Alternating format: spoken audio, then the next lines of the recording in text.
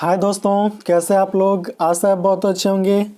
तो best BFS stock market में आपका बहुत बहुत स्वागत है। और आज का दिन शुभ रहे। एक निवेदन है कि आपने अभी तक इस चैनल को सब्सक्राइब नहीं किया है तो कृपया सब्सक्राइब कर लीजिए। और इस वीडियो में जिस कंपनी का एनालिसिस करने जा रहे हैं वो जो कंपनी है लैब से संबंधित है और एपीआई का निर्माण करती है। इसमें मेरा जो राय है, सलाह है, इसमें खरीदारी करके 50% मुनाफा बुक करके निकल जाइए। आज खरीदिए, 50% जब भी मुनाफा आपको मिले बुक करके निकल जाइए। ठीक है, इससे ज़्यादा पर मैं सलाह नहीं दूंगा। तो इस कंपनी का जो मार्केट कैप है 28,711 करोड़ का है। और ये देखिए 28,711 करोड़ का है।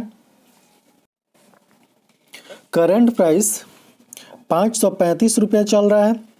52 का इसका जो हाई है 724 है और जो लो है वो 289 रुपया है। ठीक है, इसका पी 28.4 है, जबकि बुक वैल्यू 55 रुपया 90 पैसा है। तो एपीआई के बारे में हम जानकारी दे दें कि एपीआई एक ऐसी वस्तु होती है जो रॉ मटेरियल के रूप में उपयोग में लाई जाती है।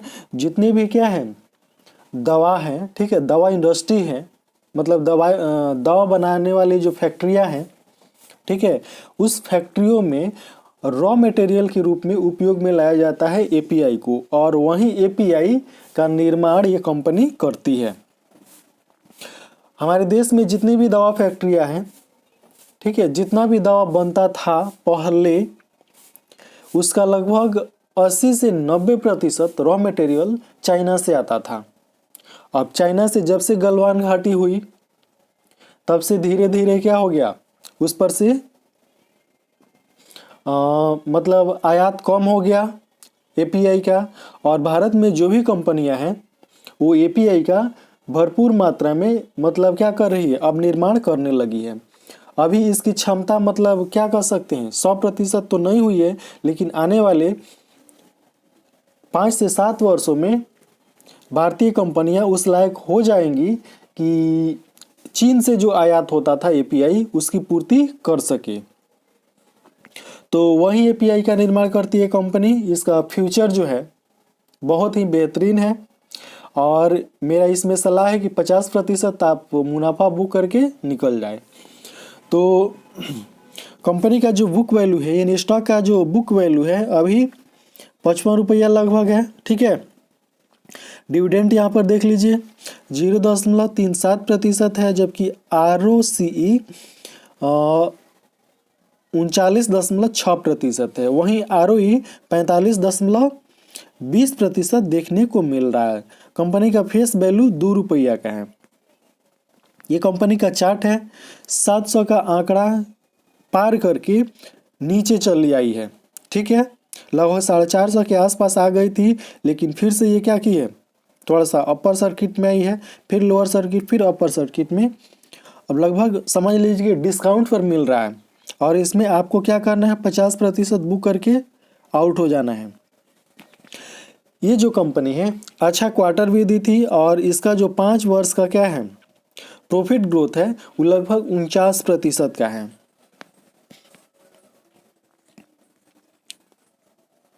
उसके बाद इसका क्वार्टरली रिजल्ट देख लेते हैं। तो इसमें जो सेल्स है, सेल्स देखते हैं, इसका जो सेल्स है वो लगातार क्या हो रहा है, बढ़ रहा है। कंपनी का सेल्स लगातार बढ़ रहा है, यहाँ पर देख लीजिए। उसके बाद ऑपरेटिंग प्रॉफिट, तो इसका ऑपरेटिंग प्रॉफिट भी यहाँ पर देख लीजिए लगातार बढ़ता ही जा रहा है। तो कंपनी का सेल्स बढ़ रहा है, ऑपरेटिंग प्रॉफिट बढ़ रहा है। अब नेट प्रॉफिट देख लेते हैं, तो नेट प्रॉफिट भी बढ़ता ही जा रहा है। यहाँ से देखिए 15 करोड़ से लेकर कहाँ तक आ गया, 202 करोड़ का नेट प्रॉफिट। ठीक है, इसका जो ईपीएस है वो देख लेते हैं। तो ईपीएस भी क्या है, पॉजिटिव है, अच्छा संकेत दे रहा है। ईपीएस भी बढ़ता ही जा रहा है। प्रॉफिट एंड लॉस में देख लेते हैं। तो इसमें प्रॉफिट एंड लॉस, यहाँ पर सेल्स देखिए, और यहाँ पर भी सेल्स बढ़ता ही जा रहा है, यहाँ पर भी सेल्स यहाँ पर भी सेल्स बढ़ता ही जा रहा है। और जो प्रॉफिट है, ऑपरेटिंग प्रॉफिट, वो भी देख लीजिए बढ़ता ही जा रहा है। नेट प्रॉफिट यहाँ पर देख लेते हैं। तो नेट प्रॉफिट यहाँ पर ये देखिए, नेट प्रॉफिट 97 करोड़ से बढ़कर आज कितना हो गया है, 1013 करोड़ हो गया है। यहाँ पर भी ईपीएस देख लीजिए बढ़ता ही जा रहा है।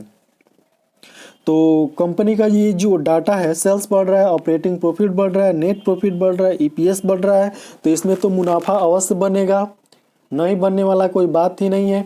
और जो न्यूज़ निकल के आ रही है, इसका जो न्यू बिजनेस मॉडल सामने आया है, इसमें बड़े बड़े जो ब्रोकर हैं, ब्रोकरेज फर्म हैं, उन्होंने लगभग 45 से 50% का क्या प्रॉफिट बुक करने की सलाह दी है कि आप खरीद लीजिए और 45 से 50% प्रॉफिट आप बुक करके वापस हो जाइए। तो मेरा भी यही सलाह है, ठीक है, 50% प्रॉफिट बुक करके वापस इसमें से निकल सकते हैं। कंपाउंडेड सेल्स ग्रोथ की बात कर लेते हैं। तो यहाँ पर कंपाउंडेड सेल्स ग्रोथ 5 वर्षों में 22%, 3 वर्ष में 33% और टीटीएम 41% है। वहीं कंपाउंडेड प्रॉफिट ग्रोथ की बात करते हैं तो 5 वर्षों में 49%, 3 वर्ष में 80% और टीटीएम 69% देखने को मिल रहा है। स्टॉक प्राइस CAGR 3 वर्ष में 91%, 1 वर्ष में 83%। रिटर्न ऑन इक्विटी देख लीजिए, 5 वर्षों में 22% का है और 3 वर्षों में 25%, लास्ट ईयर 45%। तो ये जो भी डाटा है बहुत ही बेहतरीन है और मुझे नहीं लगता है कि आप इसमें इन्वेस्ट नहीं कीजिएगा, आप अवश्य प्रयास कीजिएगा इन्वेस्ट करने का। तो इसका बैलेंस शीट अब देख लेते हैं। तो बैलेंस शीट यहाँ पर सितंबर 2021 तक का दिखाया जा रहा है और इसमें जो कंपनी के पास रिजर्व है वो बढ़ता ही जा रहा है। कंपनी के पास रिजर्व बढ़ता ही जा रहा है। टोटल लायबिलिटी 6363 करोड़ का है और जो टोटल एसेट है, ठीक है, वो भी 6363 करोड़ का है। इसके पास फिक्स्ड एसेट भी है, मतलब जो अस्थाई परिसंपत्ति होती है वो भी इसके पास है, ठीक है, और ये भी लगातार बढ़ता ही जा रहा है। कंपनी दूसरे कंपनियों में या दूसरे किसी वस्तु में क्या है, बिजनेस में इन्वेस्ट भी किया है, जो यहाँ पर आपको देखने को मिल रहा है, ठीक है। अदर एसेट 3308 करोड़ का है। अब यहाँ इसका कैश फ्लो देख लेते हैं। तो कंपनी का जो क्या है, cash from operating activity, company चलाने के लिए कुछ पैसे की ज़रूरत होती है, बहुत सारे पैसे की ज़रूरत होती है, उसी में ये है 255 करोड़ का अभी कैश पड़ा हुआ है कंपनी चलाने के लिए। और जो नेट कैश फ्लो है वो क्या है, पॉजिटिव में आ चुका है। 47 करोड़ का क्या है, नेट कैश फ्लो है।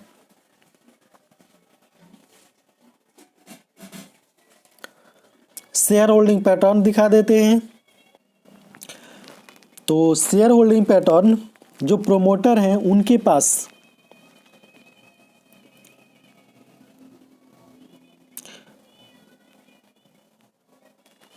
प्रोमोटर के पास 27.30% की होल्डिंग है।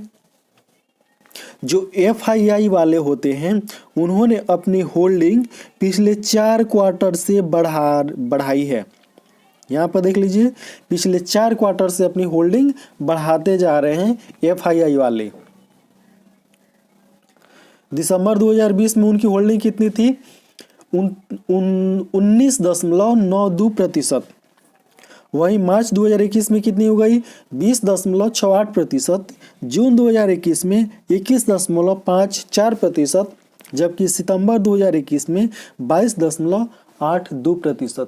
यानी जो FII वाले हैं लगातार अपनी होल्डिंग पिछले 4 क्वार्टर से बढ़ाते जा रहे हैं। जो DII वाले होते हैं उन्होंने भी अपनी होल्डिंग पिछले 3 क्वार्टर से, ये देख लीजिए, DII वाले पिछले 3 क्वार्टर से अपनी होल्डिंग बढ़ाते जा रहे हैं। और पब्लिक के पास कितना है? 45.06% की होल्डिंग। तो FII वाले अपनी होल्डिंग बढ़ा रहे हैं, DII वाले अपनी होल्डिंग बढ़ा रहे हैं, तो इसमें तो पैसा बनेगा। अब कंपनी का नाम दिखा देते हैं।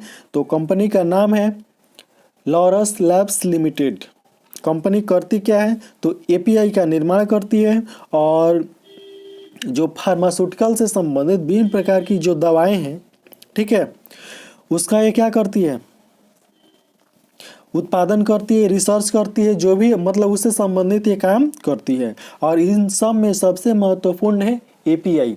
API पैसे का खजाना है। आने वाले समय में API क्या बनेगा? पैसे का खजाना बनेगा।